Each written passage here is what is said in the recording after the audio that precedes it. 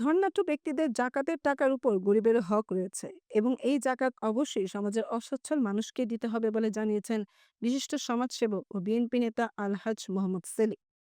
এ সময় তিনি গরিবের মুখে ঈদের হাসি ফোটাতে সমাজের ধনীদের এগিয়ে আসার আহ্বান জানান।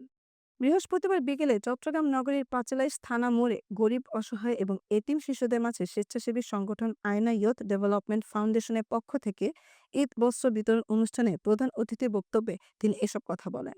আয়না ইয়ুথ ফাউন্ডেশন কর্মকর্তা ইঞ্জিনিয়ার মোহাম্মদ আরিফের সভাপতিত্বে মাহমুদুল হাসানের সঞ্চালনায় এতে প্রধান বক্তা বক্তব্য রাখেন সমাজসেবক ও রাজনীতিবিদ আলহাজ মহিউদ্দিন জুয়েল।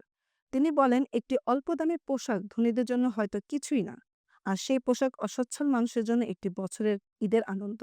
সামর্থ্যবান মানুষ যেন নিজ নিজ অবস্থান থেকে গরিবের মুখে ঈদের আনন্দ ভাগাভাগি করার জন্য একটি ঈদের পোশাক তাদের দেই। আয়োজিত অনুষ্ঠানে উপস্থিত ছিলেন সংগঠনের পৃষ্ঠপোষক এনামুল হক এনাম, শাহজি চিশতি চৌধুরী, শেখ মেহেদী, আব্দুল আলিম তালুকদার, নবী হোসেন সহ অন্যান্যরা। পরে প্রধান অতিথি সহ অন্যান্য নেতৃবৃন্দরা ওয়ার্ডের সুবিধাবঞ্চিত ও অসহায় শতাধিক এতিম শিশু ও সাধারণ মানুষের হাতে ঈদের নতুন উপহার তুলে দেন।